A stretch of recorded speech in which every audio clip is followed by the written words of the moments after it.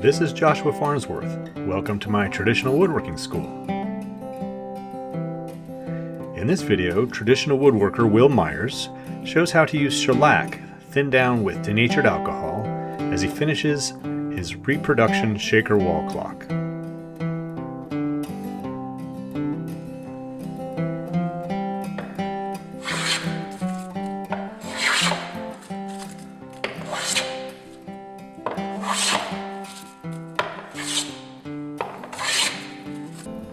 So on these clocks, the butternut ones with the pine panels, I've been using a shellac undercoat, amber shellac, and that kind of tones the pine down. And if you notice too, I'm sure the butternut is pretty light also. And the original clocks, the three I've seen, they're varnished, and the panels, the pine parts, I don't think they were ever stained. I think they're kind of a deepish red now, and they kind of match the butternut. The butternut's darker too, of course. But I think when he built it, I think it was varnished. It would look like this. It'd been pretty loud looking when they were brand new. That's kind of my opinion. I'm not an expert on antique finishes, but just from where I can see edges and back side of the panels with no finish on them are the same color as the front. So that kind of thing. You can see varnish edges on the back where you come around with a brush, and so, but I can't see a stain line. So that's just my opinion. So what I've been doing, pine, white pine, well, any kind of pine is tough to stain. White pine is right up there with the worst of them as far as blotchiness or white pine, and I don't know if you can see it here, it's kind of got hard and soft rings. Even though they're all soft, some are a little bit harder than others, I guess I should say. And then the lighter part in between, the kind of redder streaks you can see through here, are even softer. So what happens even with the water-based stains, in my experience, is the softer part soaks up and darkens, and then you have what looks redder right now looks lighter, and so I've just not had much luck. So the shellac, I'm using amber shellac here, and I'm going to thin this a little bit. And this is just, you can buy at a hardware store, home center. And I thin it by about 1/3. So if I use 6 ounces of shellac, I'll use 3 ounces of reducer, which is denatured alcohol in shellac. You wouldn't use something like other mineral spirits or something. So I'm just going to, I've got this little measuring cup here. And so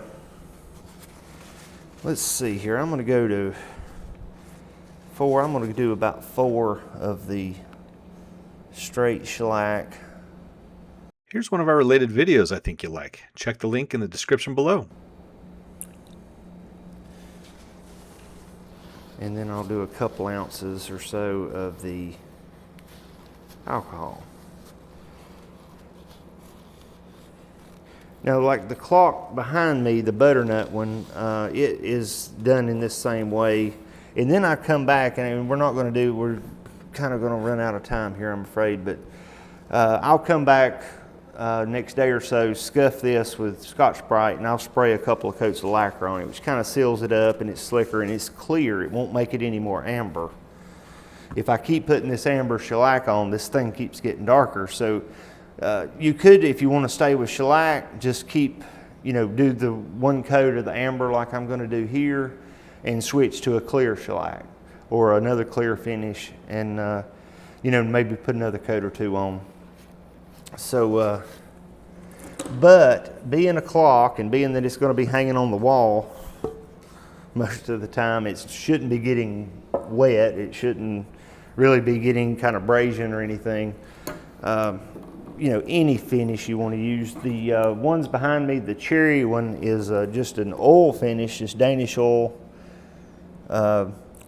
just straight Danish oil, a couple of coats of that, and then 2 or 3 coats of wax. So real simple. You just know, doofus like me can do that one pretty good. So So that's kind of the reason I'm using this amber shellac as a first coat. It's just to tone the pine and the butternut down just a little bit.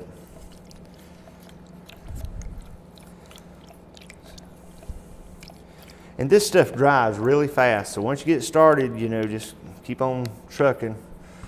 Try not to make, hopefully I won't show you how to make a huge mess with this stuff. But okay, like on the panel, on the doors here, I'm gonna start on the backs. I'm gonna put a light coat on them, and then I'll come back in a little while and put a coat on the front. So I'll let this side dry, you know, and then I'll come back. So just a little on your brush there, and I try not to run any over the edges. I want to get that from the front side when I come around the front. So you can see right here, we're already turning this a little bit amber. You know, just kind of knocks that real light butternut down. And we're making it look more like the original looks now, but like I said, I kind of think that the original was just varnished bare wood. I don't think he stained it, that I can tell. And I haven't quite had the nerve to finish one like that, because I think everybody would think it looked horrible because they expect it to look like an old one, you know. So. Hey, I hope you're enjoying watching our video so far, and I just want to take a few seconds to let you know about our traditional woodworking store, which you can visit while taking a class or by visiting our website at woodandshop.com/store. You'll find our amazing products to help you grow in traditional hand tool woodworking, including in-person and video woodworking classes, woodworking hand tools and workbenches, woodworking plans, traditional wood finishes, shirts and hats, and cool hand tool woodworking gifts for you or your loved ones. Okay, back to the show.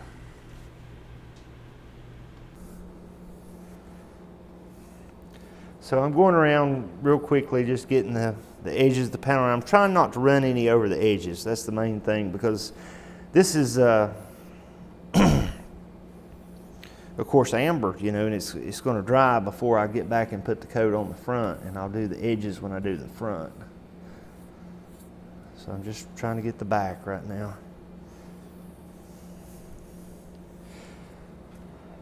And this is pretty thin. It's not too bad about, if you use this full, just straight out of the can, it's thicker and it dries slower, and I have more trouble with it. It's too dark, it gets kind of blotchier, so I've been thinning it a little bit, and that seems to do pretty good. But you can see real quick what the effect we're having on that pine there. Kind of cools it off a little bit.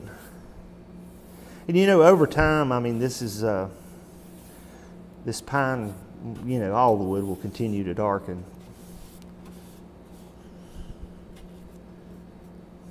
And on the back sides here, I'm just going to do one coat. When I come back and spray this thing later, it will, I won't do the inside or the back sides. I'll just do the front of the doors and the outside of the case of the clock. And I just use a spraying lacquer. If you like lacquer and you don't have a way to spray, I mean, it brushes well too, so you can, just all kinds of options here on this. I get one little dry spot right there and I can't get it to, there we go. So just kind of watch it as you're brushing out, because you can blotch even this thin mixture here. You can blotch it up and it'll show on the pine. And it's hard to sand the blotches out, so I have a little bit of trouble here on this pine.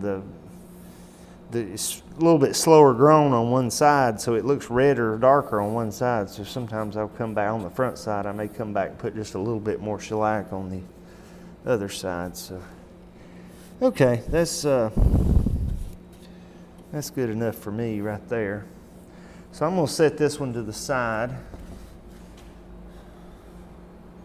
And do the same thing on the upper door. I'm going to switch and do the upper door, do the back side.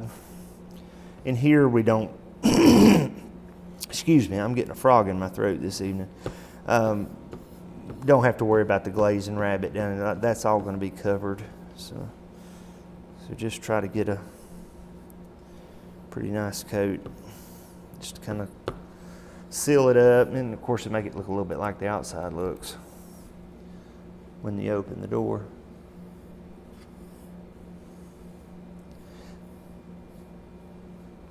But I'm sure finishing is one of my, I don't like to do it. Josh and I were talking about it here the other day. I wish I could just build a project and take it to somebody and then just finish it, you know. I don't like to do it, and I don't, I've got a few finishes that I really like, and I tend to use them on everything. So I get into something like this where it needs, you know, a little more color, and I have trouble. So there may be a better way of, you know, doing what I'm doing right here. But this has worked pretty well. It's got pretty close to the look that I kind of want. All right, so just make sure you don't have any thick spots. Okay, that's okay.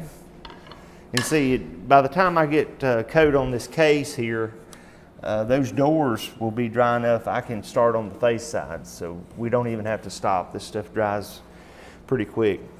Okay, here's something else I'm doing a little different than usual. I am, usually I'll go ahead and put one coat of shellac on the case before I nail or at least on the inside before I nail the backboard in, but this time I didn't, so I'm gonna have to kind of cut this in a little bit, and I'm probably gonna get a little bit on the backboard, and that's not the end of the world, but I'm just going to try to not go crazy and, you know, do anything, a real big spot. So I know some of this you can't see. I'll turn around here in just a minute, be on the other side. But there's, you know, being a clock, like I said a minute ago, any finish that you enjoy would be probably the finish to use. So, because it's not, you know, one of the toughest things to kind of is for me is like tables, you know, because chance of, you know, drinking glasses getting set on them, and you know, water in that way, tough thing to kind of protect them against and still, you know, have a good looking finish.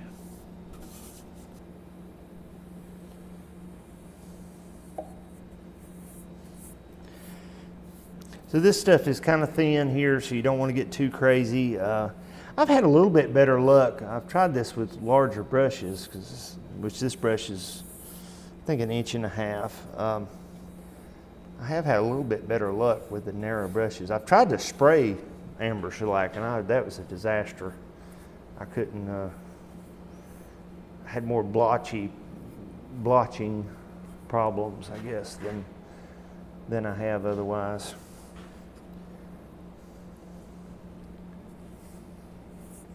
But it's an easy finish, dries fast. I mean, we can, if we were staying with shellac, or even if we were going to lacquer, I mean, you can let it dry a little bit. If you're staying with shellac, you know, you can scuff it in just a few minutes, put another coat on if you need to. I'll let it dry a little bit longer if I'm going to lacquer over it. I see a little spot I missed here. There's probably a lot of little spots. So once I kind of get the inside covered, you notice like on these ends, I'm just doing the inside part of the end right now, and I'll come around and get this, any part that's visible from the outside, I'll try to do all that kind of together. So I'm just trying to get some on the inside right at the moment. You see, like right here, I stopped. So, okay. So now, let's, down here working where you can't see, let me start up there on that top. How about that? I'll let it hang over. I'm dripping Josh's floor.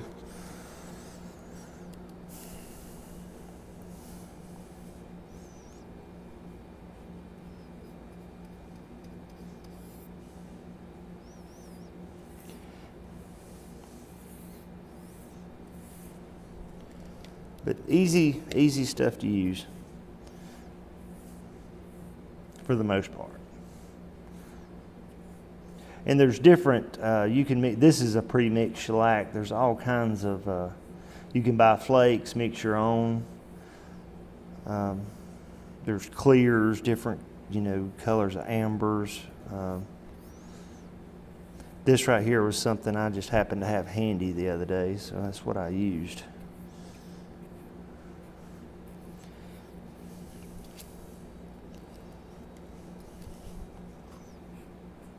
Trying to get a little bit down in the hanger there, maybe mess my brush up too much. But you can see on that pine, it really knocks it down a little bit anyway.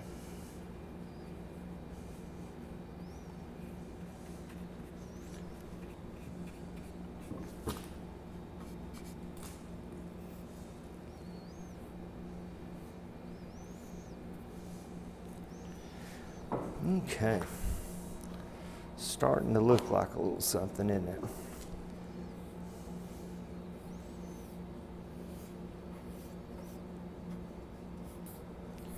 So I'm just going to continue on around here. These end grain sections, one thing before we break off here, may take a little bit extra right here because it really sucked the finish up. So you may want to touch a little more back over that. But I'm going to continue on around here, and we're going to finish up the case, getting our shellac on. And then we'll come back here in just a little bit and move on along with some of the other stuff we need to finish up. If you're interested in learning traditional woodworking, come take a class at our school in Earlysville, Virginia. You can also visit our website at woodandshop.com, where you'll find a bunch of free woodworking lessons, workshop tours, and our very popular tool buying guides. And make sure you subscribe to our free newsletter to get our latest articles and videos. Enjoy!